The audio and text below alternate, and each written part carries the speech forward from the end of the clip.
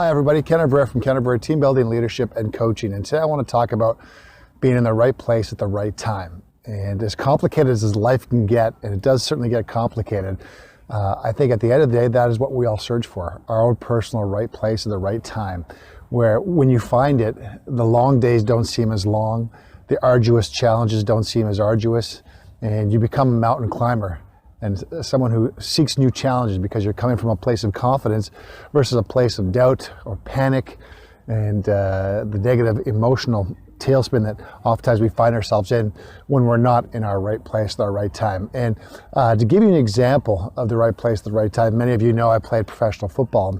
What many of you don't know is the significance in terms of the injuries I endured through that time.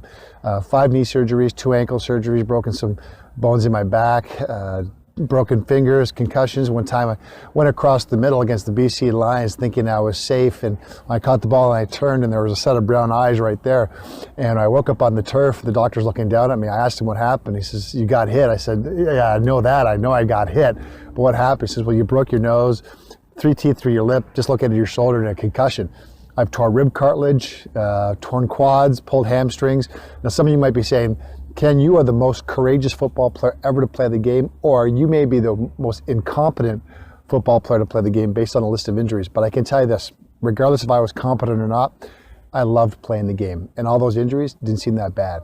My hardest day, my most challenging, arduous day playing football or anything that I was passionate about, really it wasn't that tough. And when you're in the right place at the right time, moments just come your way. And I'll give you an example. I was playing for the Hamilton Tiger Cats back in 1992, and I was asked to go to the Hamilton Boys and Girls Club to hand out some T-ball trophies. Now, I definitely said yes because I grew up as an Ottawa Boys and Girls Club gym rat, and it just seemed it was something that I wanted to do, was pay it forward, give it back, and hopefully maybe inspire some kids that I would be meeting at the Hamilton Boys and Girls Club, the same way I was inspired by the Ottawa 67s or the Ottawa Rough Riders or the police service guys or emergency services guys in their community when I was growing up in Ottawa, and they were taking time out of their schedule to play road hockey with us or play basketball or play bumper pool, whatever it was.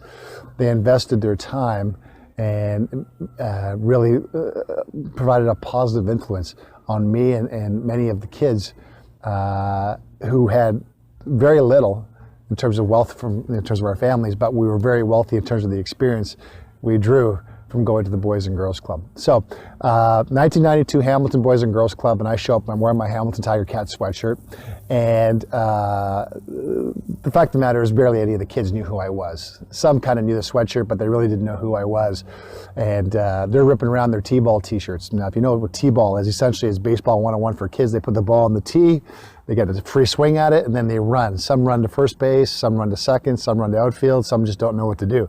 But it's T-ball, and the kids are having a blast. And these kids were having a blast at their year-end banquet. They got their Blue Jays and Yankees and Dodgers t-shirts on. They got ketchup and mustard and likely boogers on them as well. And the coaches sort of gather them all up and get them to line up so I can sign the autograph cards. And some of the kids are thanking me. "Thanks, Kevin." I was like, "Kevin? It's Ken, right? Thanks, Mr. Bear." I say, "It's not Mr. Bear, it's Mr. Evraire." But it's, at the end of the day, it got to the point where I thought, okay, time to get out of here because none of the kids really know who I am. And that special moment that I was hoping for, I was going to inspire a young person, just wasn't coming to be. And then a young guy pulled up, and he had his Dodgers t-shirt on. He's had his hat pulled down real tight, and he says, "Mr. Evraire." I said, "Yeah." He recognized me, got the name right. "May I have an autograph card?" I said, "Of course you can." So I signed the card for him and handed it to him. He stayed in that spot in front of me. Then he looked up at me and said, "Mr. Evraire?" I said, "Yeah." He said, "Do you want to swap shirts?" Well, of course I want to swap shirts. Let's do it, right? I'm 6'1", my playing weight 210 pounds, and he's 4 foot nothing. His playing weight is about 60 pounds, if that. So he takes off his hat to take off his t-shirt. When he took off his hat, I noticed that he had absolutely not a stitch of hair on his head. And I found out the backstory from his parents when I returned the t-shirt, because obviously I'm thinking they might want this t-shirt. I didn't want to go, quote the obvious, but there was a concern that who knows how his story was going to turn out. But his parents had told me that he'd been diagnosed with leukemia and battled chemotherapy and went through all that and lost all his hair. So we had swapped shirts. He pulled that sweatshirt on, hung down to his knees, and he was gone. And I left thinking, well, that was pretty special. the young guy inspired me versus me inspiring him. And talk about a right place at the right time. But there's more to the story. A year later, we're playing at home against the Winnipeg Blue Bombers, and we lose. And Winnipeg's got a good team. And I took a helmet right into the elbow, blew up my bursa sac. And I got a couple of beers, got some painkillers, and I just want to go home. I just want to go home after the game. But oftentimes you have family and friends, you have the girlfriend or the wife, or some guys had both their girlfriend and their wives waiting for them after the game, which is a bit of a precarious situation. But at the same time, they're all there. And the common thread is, get them next time. That's a pretty good football team.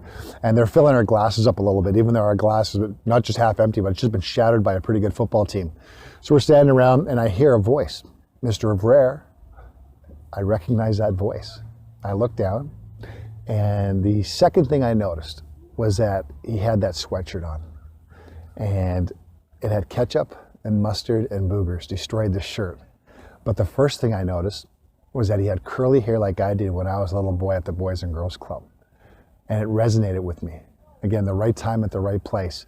I realized in that moment that all the physical wear and tear and the losses and everything I did, the training, everything else, in a weird way, brought me to that moment.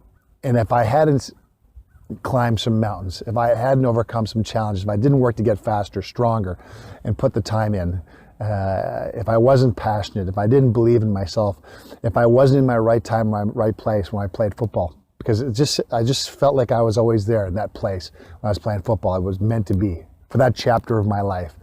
And if I had quit, if I had doubted myself, or listened to some people who said I wasn't good enough, then who knows what would have come of me. And I would have missed that moment. And so get into your right place in your right time sometimes requires an investment of time, energy. It challenges your confidence. It does a lot of things. But when you're in that right place at the right time, the journey isn't that difficult. It actually fits. It fits like a great suit. And that's what that right time in the right place does for you. And I look back, and when I think about my career as a professional athlete, I can't remember a score of a game. I can remember the injuries. And I also remember the teammates and the people I met along the way, because it was such a personal, authentic, genuine journey, part of my life.